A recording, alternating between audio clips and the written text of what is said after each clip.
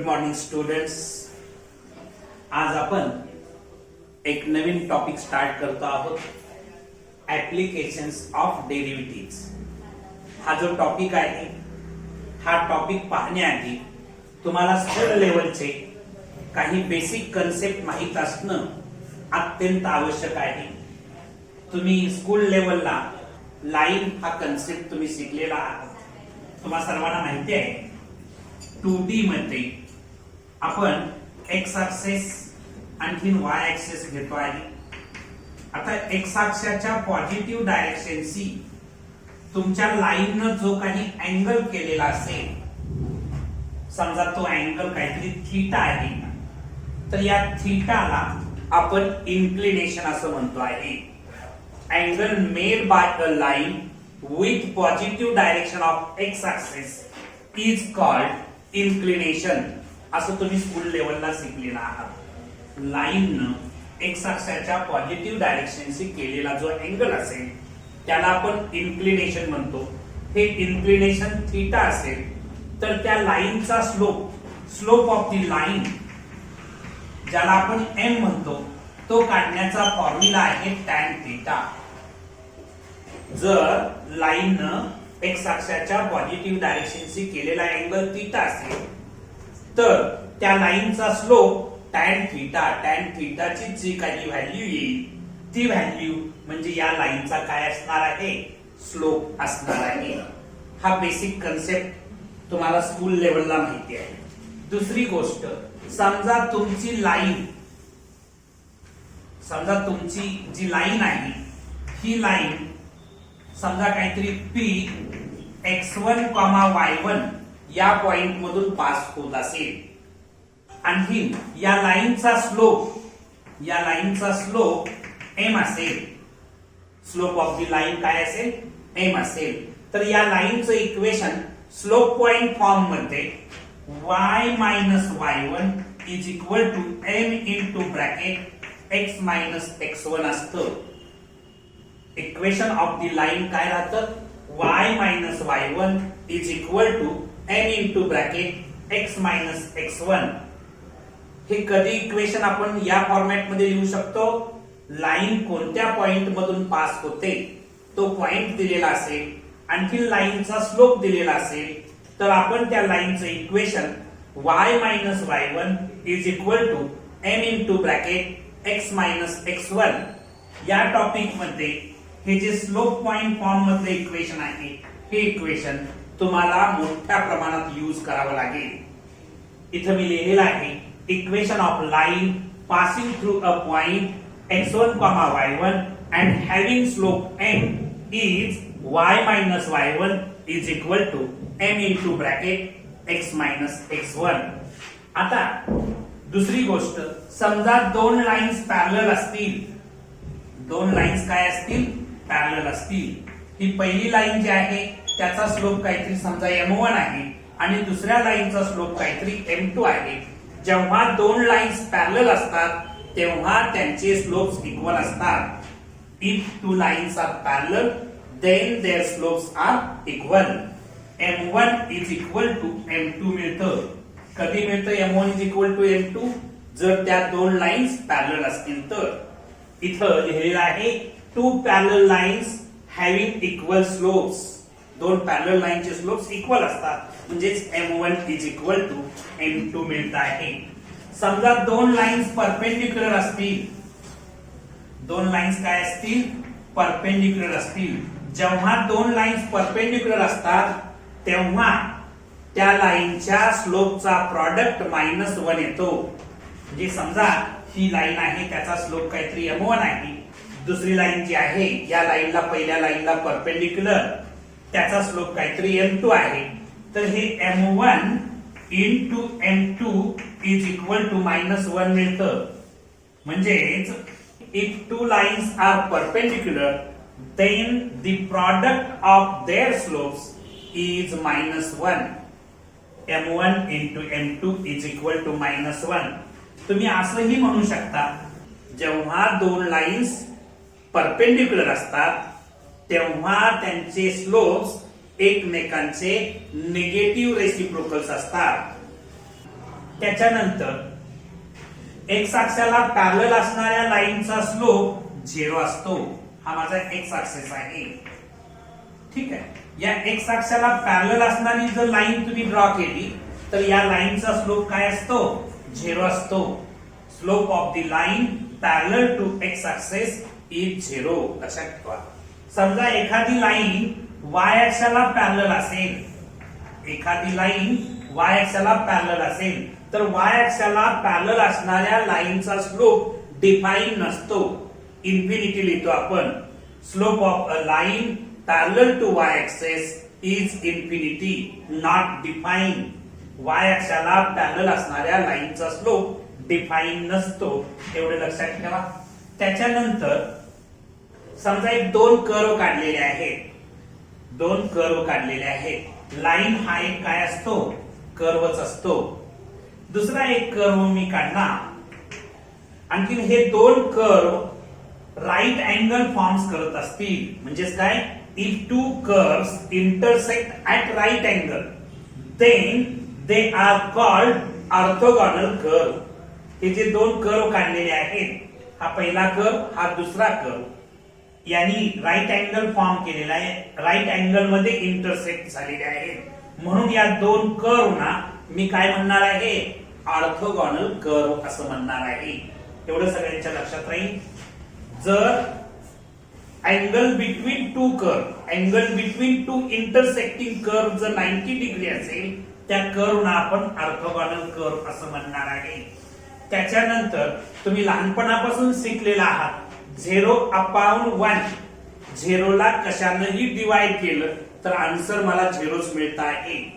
त्याच्यानंतर 1/0 कोणत्याही नंबरला 0 न डिवाइड करणं अर्थहीन असतं. म्हणून आपण त्याचा आन्सर इन्फिनिटी लिहितो आहे. म्हणजे 1/0 डिफाईन नाहीये. नंबर अपॉन 0 डिफाईन नाहीये. ही बेसिक गोष्ट तुम्हाला माहिती आहे. त्यामुळे आपण इन्फिनिटी लिहितो. नंबर अपॉन 0 असेल तर इन्फिनिटी अपॉन 1 केलं तर इन्फिनिटी मिळते. मात्र 1/इन्फिनिटी केलं तर 0 मिळतं. नंबर अपॉन इन्फिनिटी केलं तर काय मिळतं? 0 मिळतं. हे कन्सेप्ट सुद्धा या टॉपिक मध्ये बऱ्याच ठिकाणी तुम्हाला विचारात घ्यावे लागतील. त्याच्याशिवाय तुम्हाला general equation of the line माहिती आहे की ax plus by plus c is equal to 0. याला आपण general equation of the line असं म्हणतो आहे. आणि या लाईनचा स्लोप जर फाइंड आउट करायचा असेल तर -a/b असतो. स्लोप ऑफ द लाईन काय असणार आहे? -a/b. जे जनरल इक्वेशन इथं मी लिहिलेलं आहे. General equation of line is ax plus by plus c is equal to 0. आणि हे जे जनरल इक्वेशन दिलेलं आहे त्या लाईनचा स्लोप जर काढायचा असेल तर -a/b करावं लागेल. एवढं बेसिक तुम्हाला माहित असणं अत्यंत आवश्यक होतं. याच्याशिवाय आणखी काही बेसिक गोष्टी आहेत त्याही आपण डिस्कस करू. चला बाकीचे पुढचे पॉइंट्स बघूया.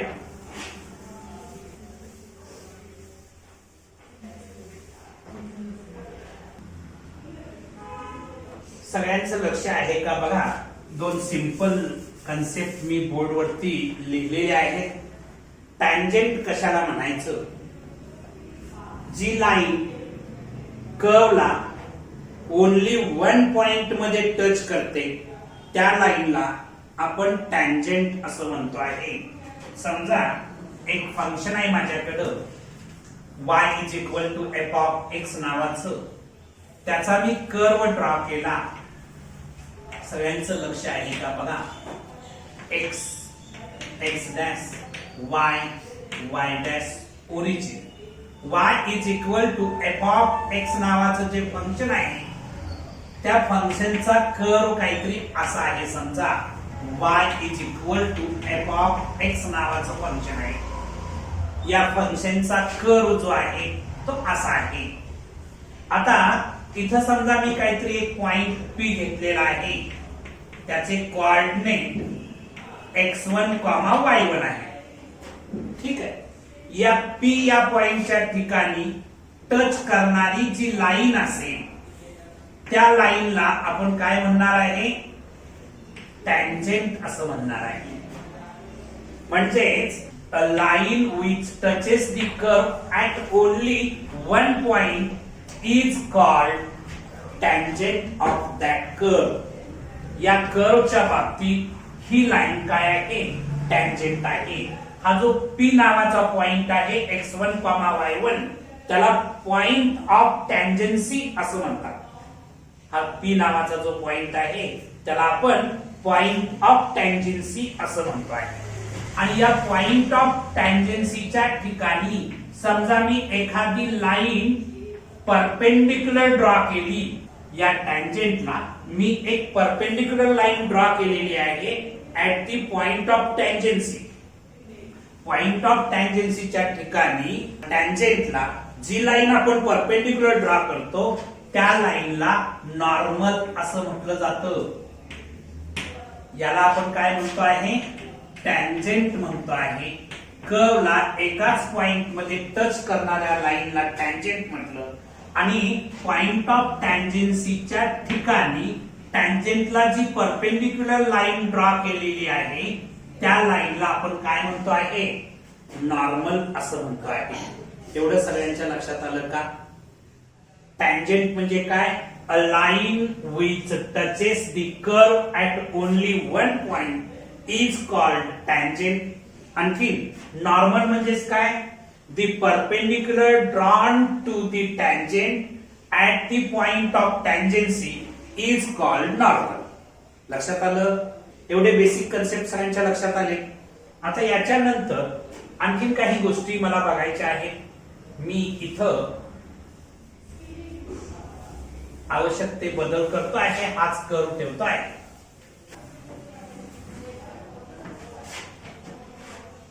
या ठिकाणी समजा इथं हे जे डिस्टन्स आहे, हा जो पॉइंट P आहे, हा काहीतरी ओरिजिन पासून A डिस्टन्स वरती आहे. म्हणजे हे असणार आहे तुमचं f ऑफ A. म्हणजे पॉइंट P चे कोऑर्डिनेट राहणार आहे A, f ऑफ A.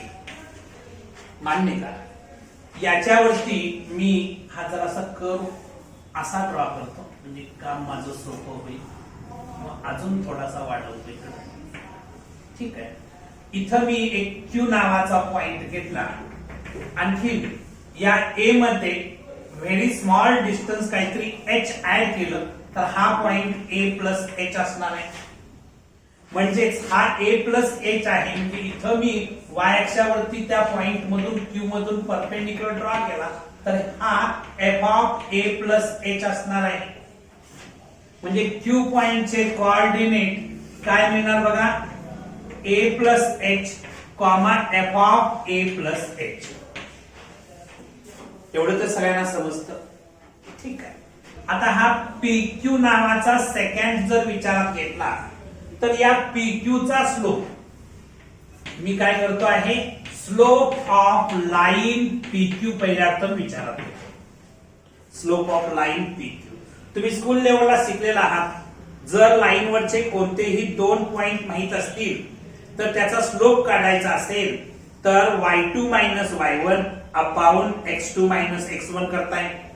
जर लाईनवरचे कोणतेही दोन पॉइंट्स तुम्हाला माहित असतील तर त्या लाईनचा स्लोप फाइंड आउट करण्यासाठी कोणता फॉर्म्युला वापरताय? y2 minus y1 upon x2 minus x1. मग आता इथं काय सांगा? f of A plus H minus f of A upon A plus H minus A. याचाच अर्थ f of A plus H minus f of A upon H. हा काय झालेला आहे? स्लोप ऑफ लाईन PQ मिळालेला आहे. PQ या लाईनचा स्लोप मिळालेला आहे. लक्षात आलं का? म्हणजे सेकंड PQ चा थोडक्यात तुम्ही इथं स्लोप काढलेला आहे. तुमचं H कमी कमी होत झिरो कडे येते. H काहीतरी शॉर्ट डिस्टन्स आहे. H जेव्हा झिरो होत चालणार आहे, H ची व्हॅल्यू कमी कमी होत झिरो होत जाणार आहे, म्हणजे ती A ला येऊन भेटणार आहे. बरोबर का? H माझं झिरो कडे जाणार आहे तेव्हा Q माझं P कडे जाणार आहे. बरोबर का? आणि त्यावेळी म्हणून त्याचा आपण लिमिट काढणार आहे. समजा याच्यावर कुठला तरी मी पॉइंट T घेतला, टँजेंट जी तयार झाली त्याच्यासाठी काय घेतला? पॉइंट T घेतला तर PT ही टँजेंट होणार आहे. बरोबर का? लिहा सांगतो इथं. As Q approaches P along the curve, secant PQ becomes tangent. काय होणार आहे? Tangent to the curve y is equal to f of x at point P. As Q approaches P, Q माझं P ला approach होतं तेव्हा A plus H माझं A ला approach होणार. A plus H माझं A ला अप्रोच होणार, म्हणजे H माझं 0 ला अप्रोच होणार. Therefore या ठिकाणी मी T पॉइंट घेतला, म्हणजे slope of tangent PT, slope of tangent PT is equal to limit h tends to 0 f of a plus h minus f of a upon h. हे जे आहे काय, limit h tends to 0 f of a plus h minus f of a upon h, म्हणजे हे derivative by first principal आहे. म्हणजेच हे मला मिळत आहे f डॅश ऑफ a. काय मिळत आहे? f डॅश ऑफ a मिळत आहे. हे तुम्हाला बेसिक जॉमेट्रिकल मीनिंग ऑफ डेरिव्हेटिव्हचा अर्थ माहिती असणं गरजेचं आहे. तुम्ही डेरिव्हेटिव्ह काढताय म्हणजेच त्या कर्ववरच्या एखाद्या पॉइंटच्या ठिकाणी असणाऱ्या टँजेंटचा स्लोप काढताय, असा त्याचा सिंपल मीनिंग आहे. लक्षात आलं का तुमच्या? कर्वला डिफरन्शिएट केलं की स्लोप ऑफ द टँजेंट मिळतो. संपला कन्सेप्ट एका वाक्यात. कर्वला डिफरन्शिएट केलं की काय मिळतं? हा कर्व डिफरन्शिएट केलाय ना, कर्वला डिफरन्शिएट केलं की काय मिळतं? स्लोप ऑफ द टँजेंट मिळतो. लिहा सगळ्यांनी. आता जे मी वाक्य बोललो ते नोट मध्ये लिहा. The slope of tangent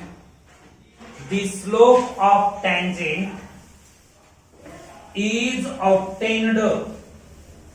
The slope of the tangent is obtained by differentiating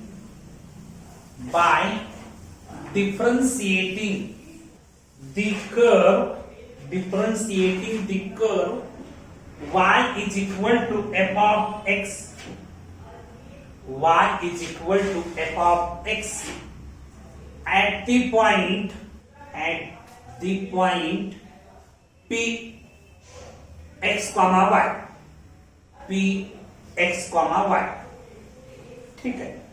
म्हणजे स्लोप ऑफ द टँजेंट काढायचा असेल, स्लोप ऑफ टँजेंट जर काढायचा असेल, जर तुमचं कर्वचं equation y is equal to f of x असेल, तर slope of the tangent is equal to dy by dx at x comma y. कारण तुमचा point p x comma y आहे. p चे कोऑर्डिनेट त्या कर्व वरचा जो पॉइंट आहे p x कॉमा y. तर स्लोप ऑफ द टँजेंट काढणं म्हणजेच हे जे कर्व आहे त्या कर्वची डेरिव्हेटिव्ह ऍट द गिवन पॉइंटला फाइंड आउट करणे, म्हणजे स्लोप ऑफ द टँजेंट. लक्षात ठेवा.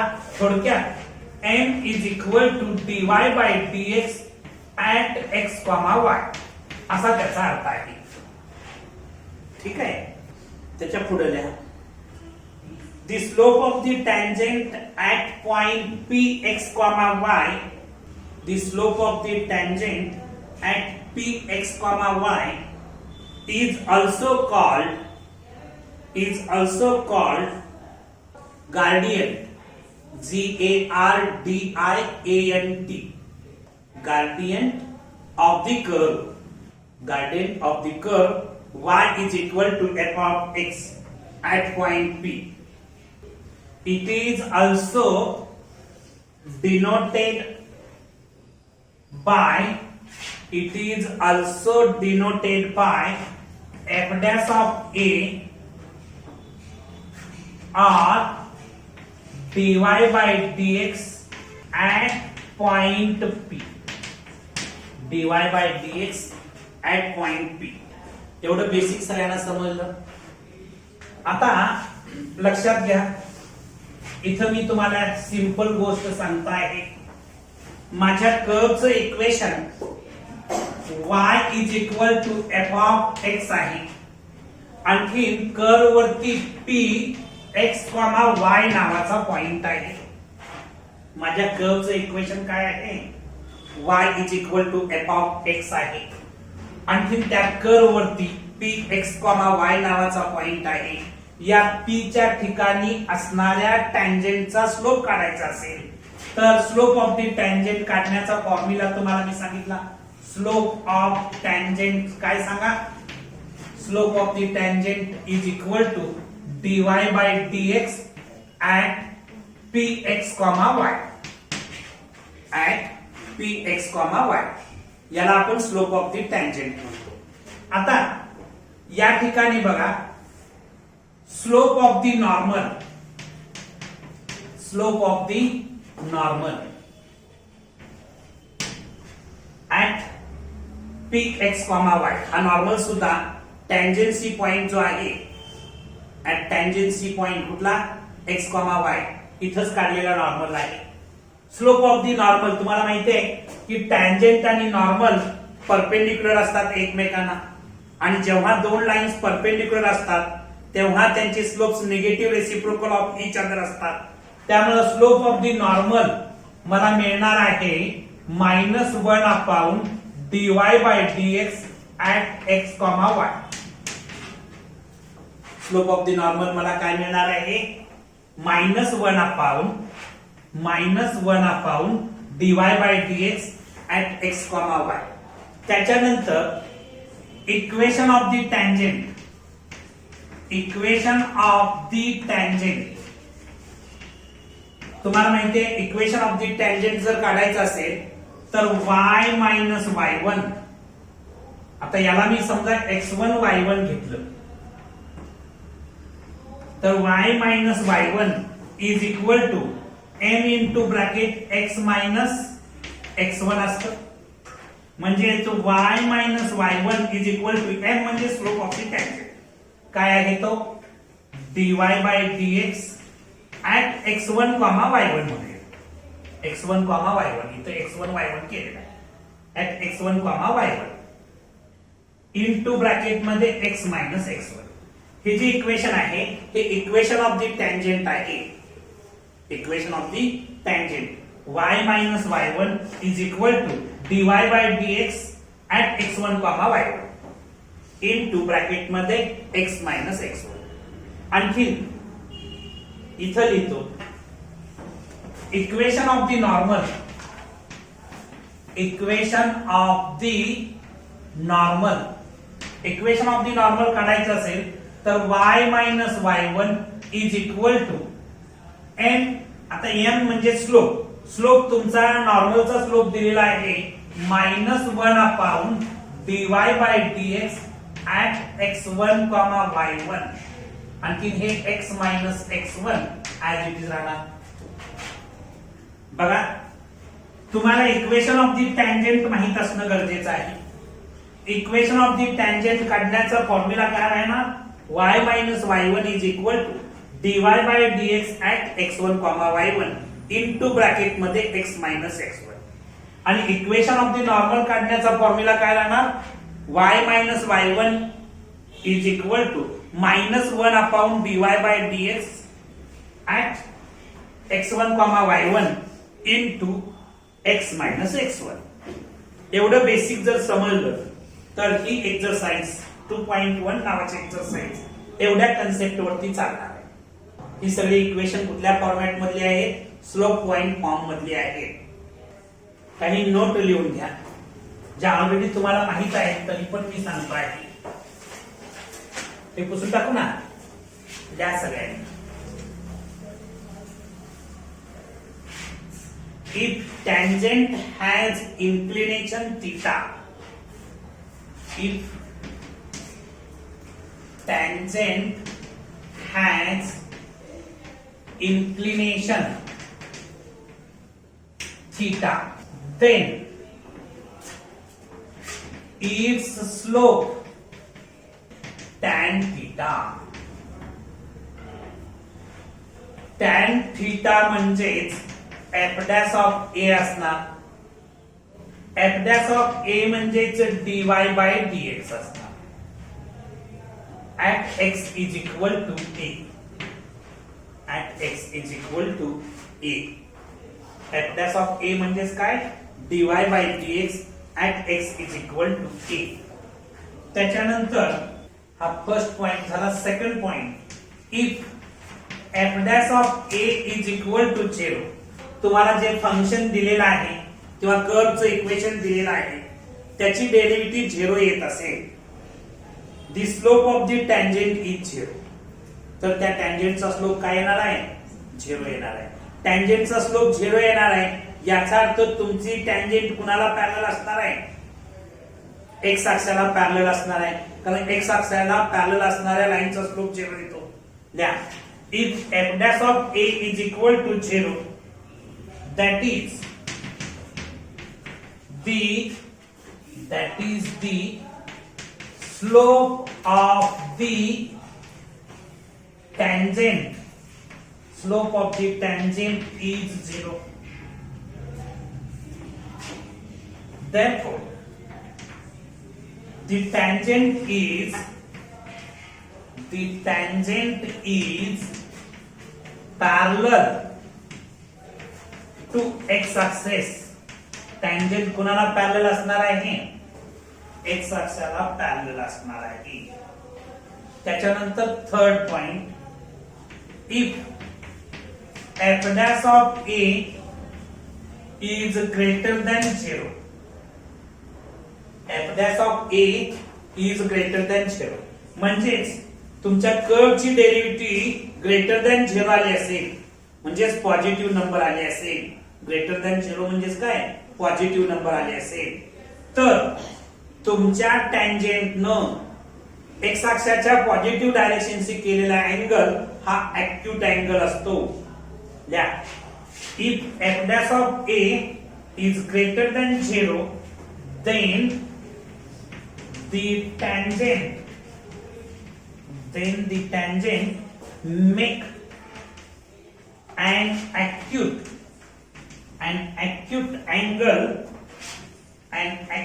angle with the positive direction of x axis. x अक्षाच्या पॉझिटिव्ह डायरेक्शनशी केलेला अँगल टँजेंटनं हा काय असणार आहे? ऍक्यूट अँगल असणार आहे. त्याच्यानंतर if f dash of a is less than 0, f dash of a काय असेल? लेस दॅन 0 असेल, तर तुमच्या टँजेंटनं एक्स अक्षाच्या पॉझिटिव्ह डायरेक्शनशी केलेला अँगल ऑब्ट्यूज अँगल असणार आहे. द्या सांगतो, if f dash of a is less than 0, then the tangent make an obtuse angle with the positive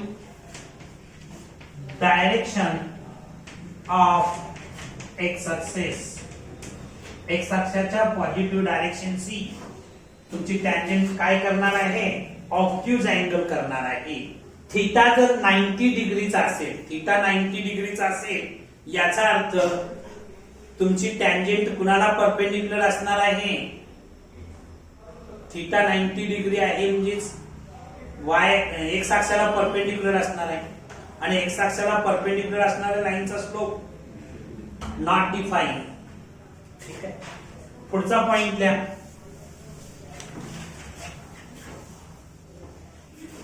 if theta is equal to 90 degree,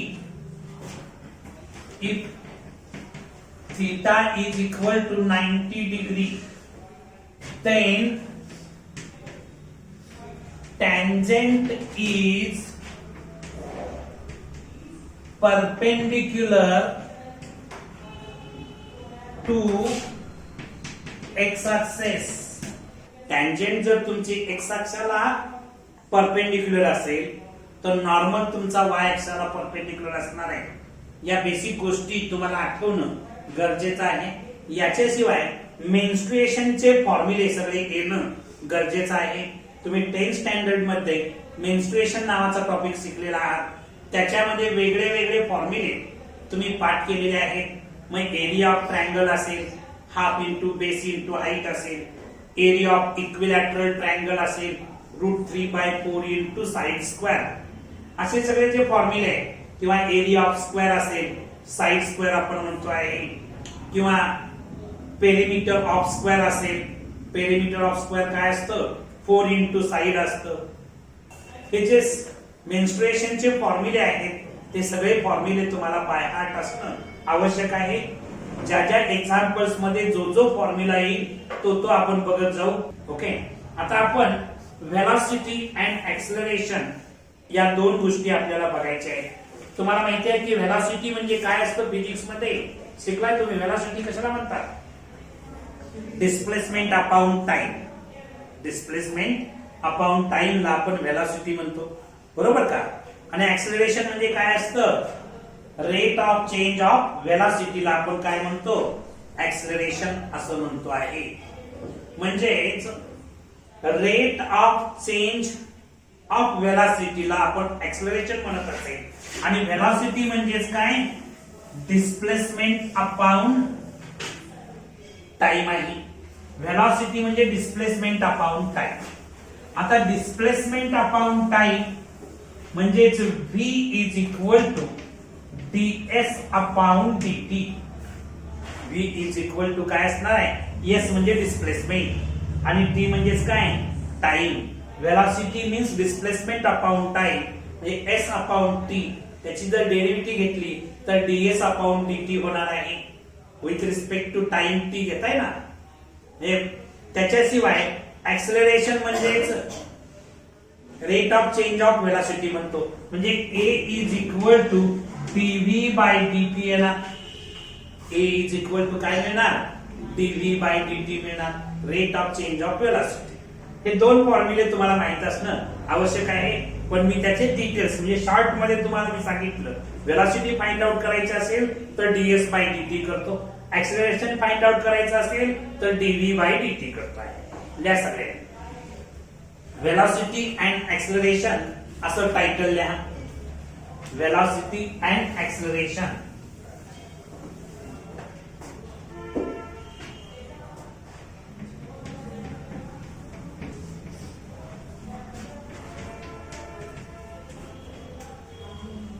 velocity and acceleration. ठीक है. let a particle be moving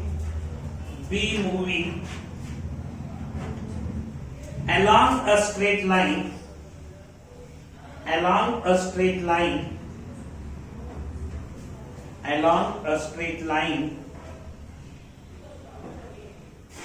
such that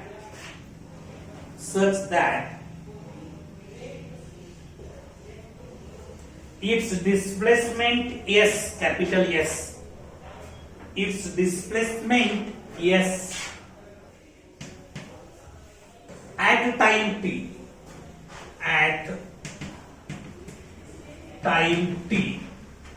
is expressed as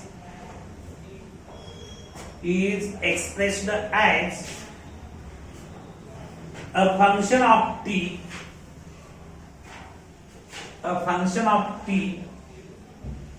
say s is equal to f of t.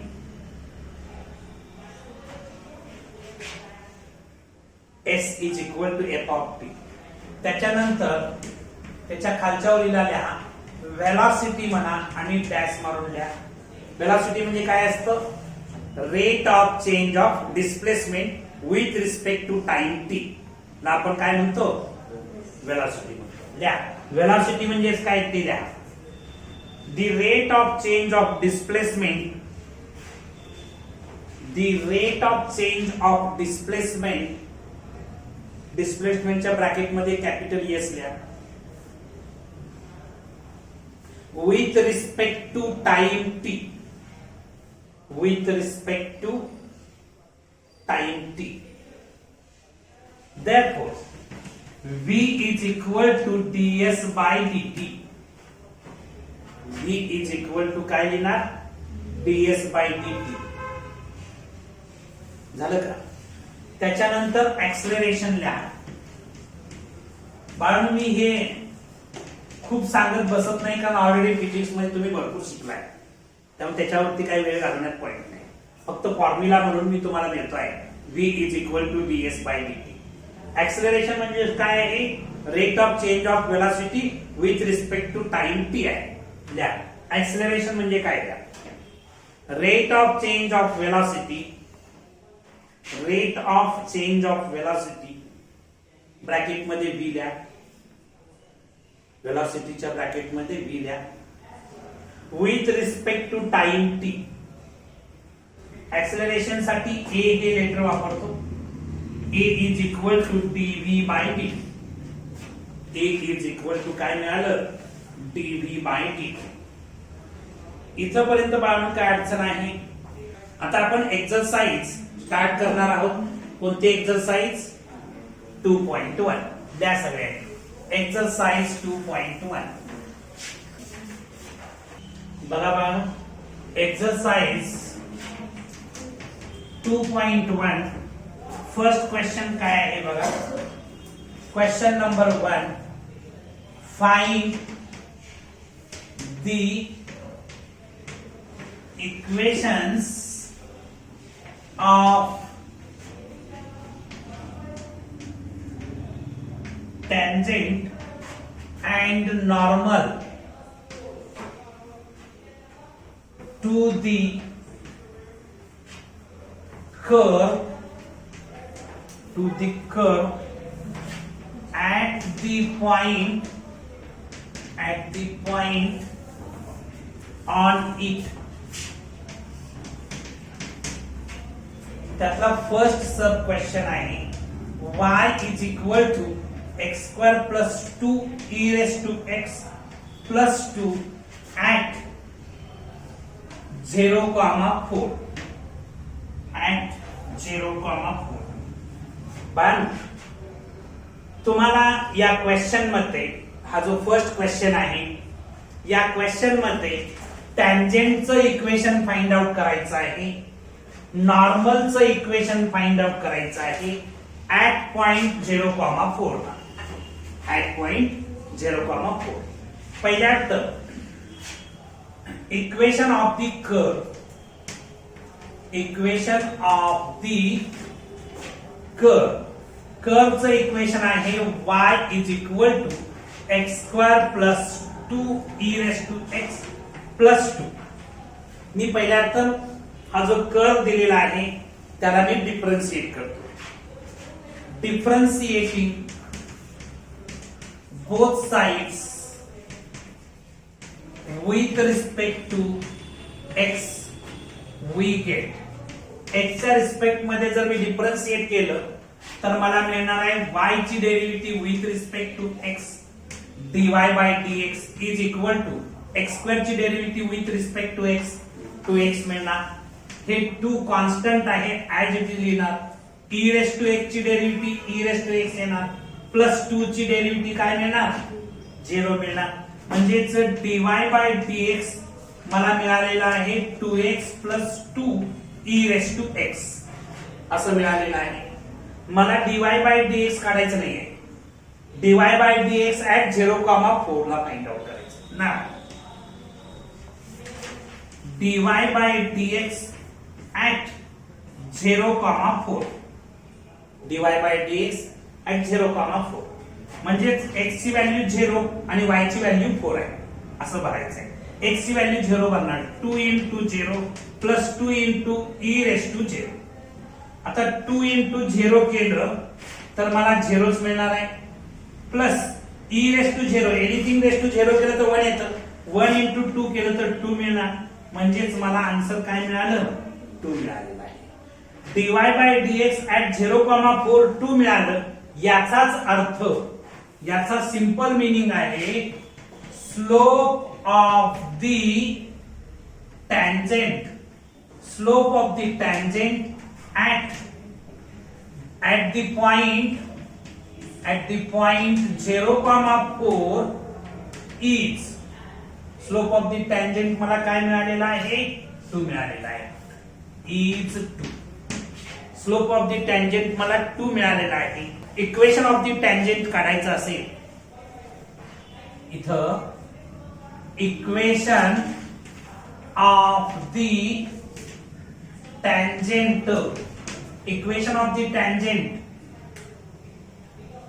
is काय राहणार सांगा? Equation of the tangent is equal to लिहितो, is equal to y minus y1 is equal to dy by dx at x1 y1 into x minus x1 असतं. Here x1 y1 0,4 आहे, कारण point तुम्हाला 0,4 दिलेला आहे. आता बघायचं is equal to equation of the tangent is equal to y minus y1 is equal to y1 ची value किती आहे बाळांनो? 4 आहे. म्हणजे y मायनस 4 लिहिणार. y minus 4 is equal to dy by dx at x1 y1 किती मिळाले? Slope of the tangent म्हणतो आपण त्याला, 2 मिळालेला आहे. 2 इंटू ब्रॅकेट मध्ये x मायनस x1. ठीक आहे. x1 माझ्याकडे किती आहे? 0 आहे. x1 माझ्याकडे 0 आहे. y minus 4 is equal to 2x मिळालं. म्हणजे याचं 2x minus y plus 4 is equal to 0. हे जे मिळालेलं आहे हे इक्वेशन ऑफ द टँजेंट आहे. इक्वेशन ऑफ द टँजेंट आहे. ठीक आहे बाळांनो, आता मी इथं वरती जागा उपलब्ध करू का? इक्वेशन ऑफ द टँजेंट मिळवणं आपलं पहिलं काम होतं, ते आपण मिळवलं. आता आपल्याला मिळवायचं आहे इक्वेशन ऑफ द नॉर्मल. आता इथं मी जागा उपलब्ध करतो आणि लिहितो. बघा सगळ्यांचं लक्ष आहे का? नाव स्लोप ऑफ द टँजेंट तुम्हाला काय मिळालेला आहे? स्लोप ऑफ द टँजेंट म्हणजेच dy by dx at x1 y1 तुम्हाला मिळालेला आहे 2. स्लोप ऑफ द टँजेंट काय मिळालेला आहे? 2 मिळालेला आहे. हे x1 y1 च्या ऐवजी तुम्ही 0,4 पण लिहू शकता. 0,4 बरोबर का? हा स्लोप ऑफ द टँजेंट आहे. Therefore slope of the normal, slope of the normal, नॉर्मलचा स्लोप याचा निगेटिव्ह रेसिप्रोकल असतो. स्लोप ऑफ द नॉर्मल काय असतो? याचा निगेटिव्ह रेसिप्रोकल. म्हणजेच काय मिळणार? Slope of the normal is equal to -1/2. Negative reciprocal म्हणजेच -1/2 मिळणार का? हे क्वेश्चन टाकू का? आता स्लोप ऑफ द नॉर्मल मिळालेला आहे. तुम्हाला माहिती आहे की equation of the normal, equation of the normal जर फाइंड आउट करायचं असेल, equation of the normal y minus y1 is equal to तुमचं -1 dy by dx at x1 y1 into x minus x1 म्हणजेच y मायनस y1, y1 म्हणजेच 4 असणार आहे, is equal to -1 dy by dx तुम्हाला -1/2 मिळालेला आहे. ठीक आहे. आणखी x मायनस x1, x1 माझ्याकडे 0 आहे. हिअर x1 y1 0,4 असं पाहिजे लिहा. आता 2 इथं डिवाइड आहे, इकडे येऊन काय होणार? मल्टिप्लाय होणार. म्हणजे 2y minus 8 is equal to -x plus 0. काय लिहायची गरज नाही. आता हे मायनस एक्स इकडे आणलं तर काय होणार, प्लस एक्स होणार नाही काय, x plus 2y minus 8 is equal to 0 हे काय असणार आहे, इक्वेशन ऑफ दी नॉर्मल असणार. बाळांनो लक्षात आलं, खूप सोपं आहे, त्याचं प्रेझेंटेशन जमणं महत्वाचं आहे. इक्वेशन ऑफ दी टँजेंट मला हे मिळालेलं आहे आणि इक्वेशन ऑफ दी नॉर्मल मला हे मिळालेलं आहे. ठीक आहे, राईट. हे पुसून टाकू बाळांनो, जायचं पुढं. क्वेश्चन नंबर 2 बघायचा आहे. क्वेश्चन नंबर 2 काय आहे बघा, सगळ्यांचं लक्ष आहे का. क्वेश्चन नंबर 2 मध्ये x cube plus y cube minus 9xy is equal to 0 at 2,4. आपल्याला इक्वेशन ऑफ दी कर्व दिलेला आहे आणि त्या कर्व वरचा पॉइंट 2,4 दिलेला आहे. आणखी टँजेंटचं इक्वेशन आणखी नॉर्मलचं इक्वेशन आपल्याला फाइंड आउट करायचं आहे. पहिल्या term equation of the given curve ल्या. इक्वेशन ऑफ दी कर्व काय दिलेला आहे, equation of the curve x cube plus y cube minus 9xy is equal to 0 दिलेला आहे. आता हा कर्व डिफरन्शिएट करूया. Differentiating both sides with respect to x curve. Differentiating both sides with respect to x, we get. Differentiating both sides with respect to x, we get. आता इथं बघायचं d by dx of x cube plus d by dx of y cube minus 9 constant आहे बाहेर घेतो. d by dx of xy is equal to d by dx of 0. 0 ची derivative 0 च येणार आहे, पण लिहून टाकू. x क्यूब ची derivative with respect to x 3x square येणार प्लस y क्यूब, y ला मी तात्पुरतं x मानणार म्हणजे x क्यूब झालं. x क्यूब ची डेरिव्हेटिव्ह 3x स्क्वेअर म्हणजे 3y स्क्वेअर येणार. याला मी तात्पुरतं x मानलं होतं म्हणून पुन्हा डिफरन्शिएट करणार dy by dx minus 9 into bracket मध्ये इथं दोन फंक्शनचा प्रॉडक्ट आहे म्हणजे first function into derivative of second function plus second function into derivative of first function म्हणजे d by dx of x is equal to constant ची derivative 0 येते म्हणून 0 लिहिलं. 3x square plus 3y square into dy by dx minus 9 into हे मिळणार आहे x dy by dx, x dy by dx. हे minus आणि हे प्लस मिळून हे मायनस होणार. 9y येणार कारण x ची derivative with respect to x वर येते. ठीक आहे, इज इक्वल टू 0. आता नेक्स्ट स्टेपला मी काय करतो आहे बघा, या ठिकाणी dy by dx टर्म्स तेवढ्या शिल्लक ठेवतो, बाकीच्या सगळ्या टर्म्स एका साइडला आणतो म्हणजे 3y square into dy by dx minus 9x dy by dx is equal to हे मायनस 9y आहे त्या साईडला गेल्यानंतर प्लस 9y झालं आणि हे प्लस 3x स्क्वेअर आहे तिकडे जाऊन मायनस 3x स्क्वेअर होणार. ठीक आहे, इथं मी dy by dx कॉमन घेतलं तर ब्रॅकेट मध्ये राहणार 3y square minus 9x is equal to minus 9y minus 3x square. आता इथं dy by dx is equal to 9y minus 3x square upon 3y square minus 9x.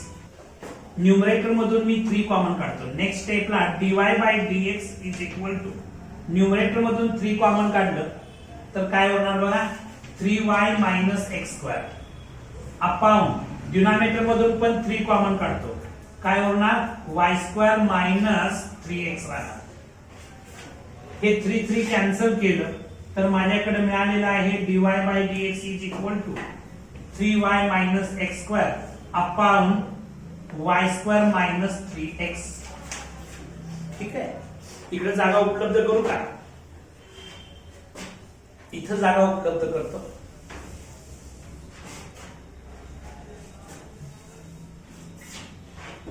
बघा सगळ्यांचं लक्ष आहे का?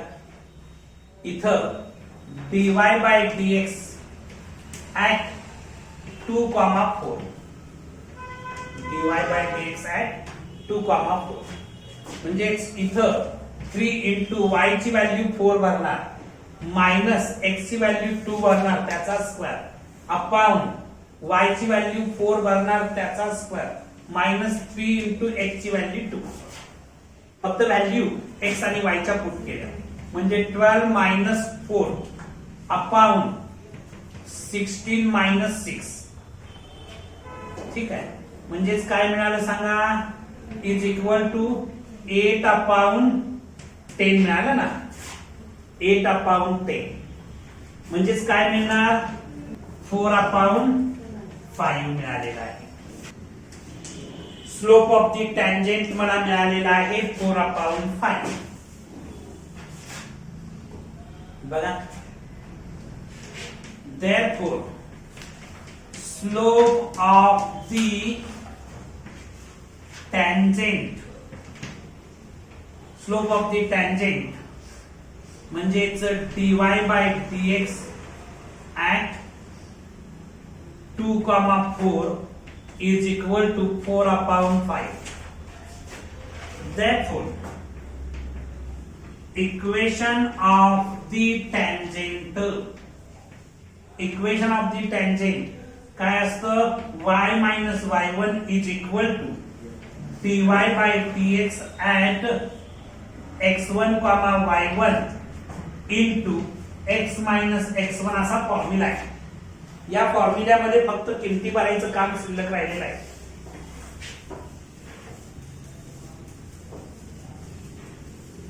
काय होणार सांगा? y मायनस y1 y1 काय आहे सांगा? y मायनस y1 y1 4 आहे ना, y minus 4 is equal to dy by dx at x1, y1 4 upon 5 मिळालेला आहे इंटू x मायनस x1 माझ्याकडे 2 आहे. इथं पाहिजे तर लिहा. काय लिहिणार? Here x1, y1 is equal to 2,4 असं ब्रॅकेट मध्ये रिझन लिहा.